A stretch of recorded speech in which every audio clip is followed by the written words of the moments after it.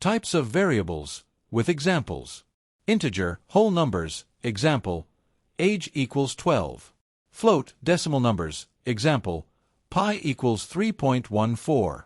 String, text/words, example, name equals Asha. Boolean, true/false values, example, is_raining equals true. Let's try some simple example. Integer, number of chocolates in your pocket. Next.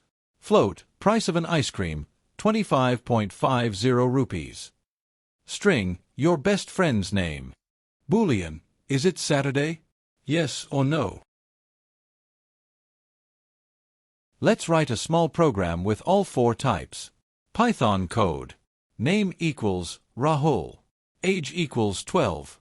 Score equals 50.5. Is_student equals true. Print, name, age, score, is_student. This program prints Rahul's name, age, score, and whether he is a student. Simple, right? Here are some practice questions you might see in your exam. Now it's your turn. Think of your own variables.